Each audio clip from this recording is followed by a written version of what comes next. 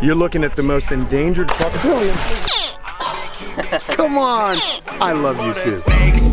Watch out for the snakes, yeah. Watch out for the snakes. Watch out for the snakes, yeah.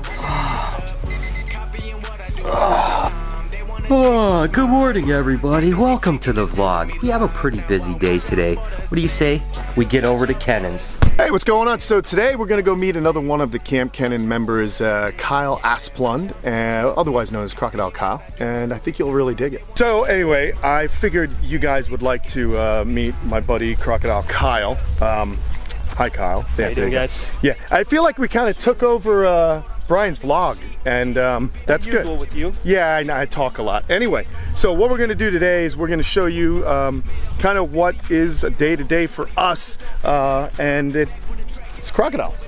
I love crocodiles. Yeah.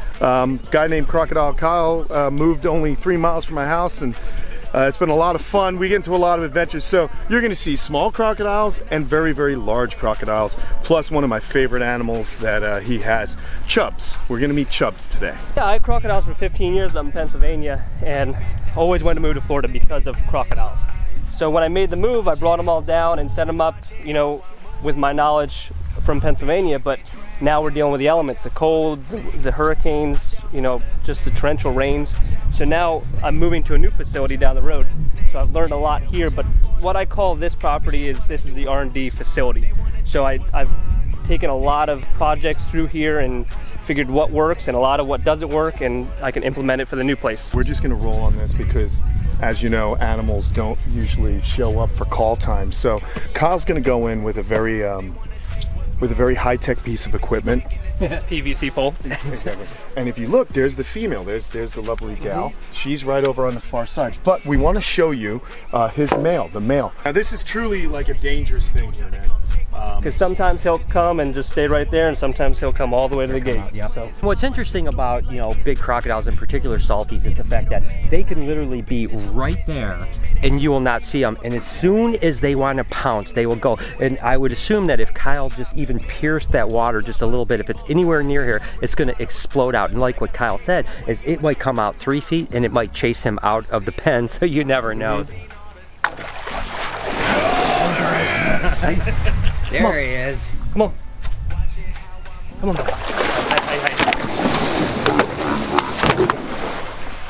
Oh, you took some of your pole. Took it off. Oh no. He's not going to swallow it, thank goodness.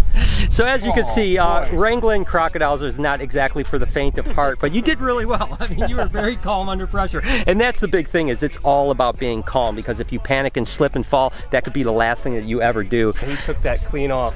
Look at that. Think about that. Look at this pole right here, guys.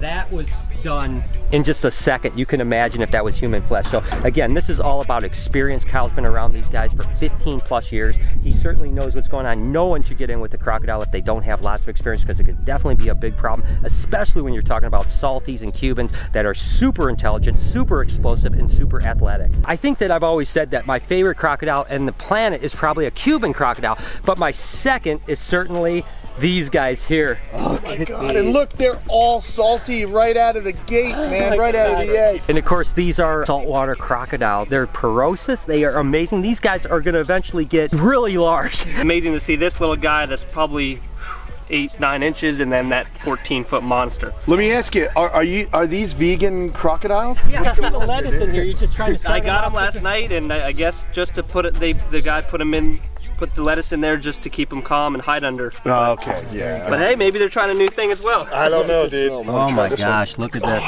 Oh, they're little, look at boys and girls. Oh my gosh. Come on. I love you too.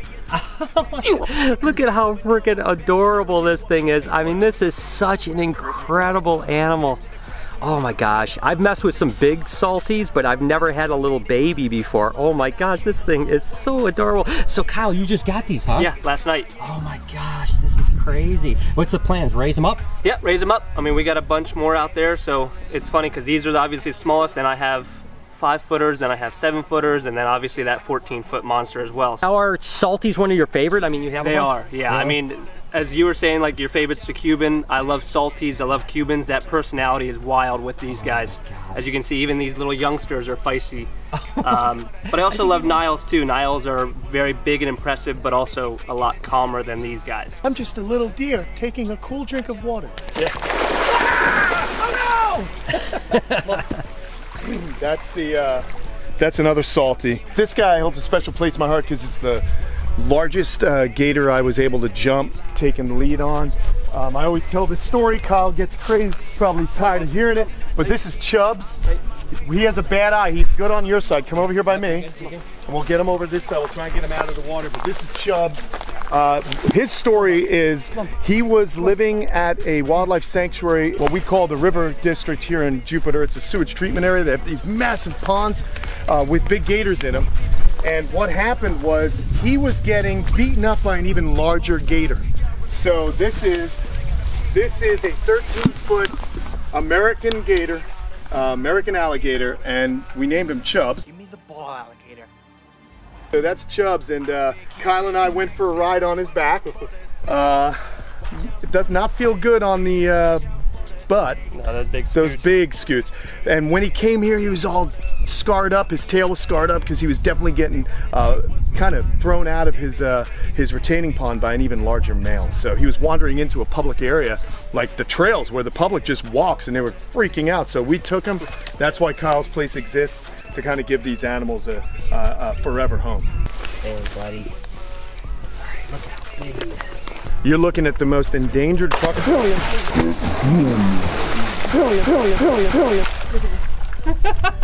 in the new world. The Orinoco crocodile. And I'm still jumpy. I was gonna warn you guys, but I'm like, I'll let it. I know better too. That was awesome. Yeah, so these are really a special animal that he has. These are the Orinoco crocs, and they're from Venezuela into parts of Colombia. But Kyle, are these ones where males are hard to get? Is that how this is? Or? Honestly, most crocodile species, it's very hard to come by males in captivity. Siamese crocodiles, Cuban crocodiles, Orinoco crocodiles. So many of the species are hard to come by as far as the male. I don't know why I think I'm what, you don't trust the farm fence and holding them back? No, what do you think, man? You couldn't I think they're really cool, but if they just didn't strike at us, I think that would be even better. Yeah, I know you, bro. That little hop. I know you, I know. I know what you're trying to do. If I was on the other side of the fence, you'd have your way. I understand that. Cuban crocodiles are one of my favorite. They're so smart, they're so athletic, and you can just see how she's just toying with me right now. Trust me, I'm really happy that this fence is here because they are fast, they are agile, and they don't give up. Most crocodiles will burst and then kind of slow down. Cubans will chase you down. I mean, they don't run out of energy. And an animal like this, you can see how she kind of hops. I mean, these guys can literally hop 4 or 5 feet in the air, which is just unheard of in the crocodile world. So just amazing animals and so beautiful. You can see how all 4 of her legs are just cocked all the time. It's okay, sweetheart. At the new facility, I wanted to design enclosures with a lot more land mass because, as you can see, they utilize it. You know, especially after rain, this male and even the female are up on here using every inch of this land area. So your new enclosures are going to have more percentage land mass than these enclosures. Oh yeah, yeah. So essentially they're in a 50 by 75. At the new facility they'll be 130 by 50. Wow. And the pond will be 50 foot by 35 foot, so even larger pond as well. This happens to be, though, my favorite enclosure here. We put them in here and it was literally a mud hole. The pond had just been dug. There was no foliage, no plants, no trees. Turn around, look at this. That's amazing. Boom. They terraformed it the way they wanted it, okay? They do all the work to their enclosure. They know what they want. They shape it, they move, they build these channels, and it really is amazing because in 6 months, all this vegetation grew, and they had all their little nooks and crannies. With all the stress of the move and whatnot, they still bred the night we put them in here. Even if it was a mud wallow and whatnot, it was just something about the natural pond that really got them going, I guess. Oh wow, this is amazing. So this is the greenhouse. Oh my gosh, take a look at this, guys. This is amazing. So essentially I wanted something where I can keep it warm, nice here, but also they can benefit from the, obviously, Florida sun. So This is a retractable roof greenhouse, so I can close this up and keep it warmer in the winter, and open it up in the summer, and then they can get the UV as well. Tell me if you guys wouldn't want this in your backyard. Are you kidding me right now? This is like a dream. These are small adult animals.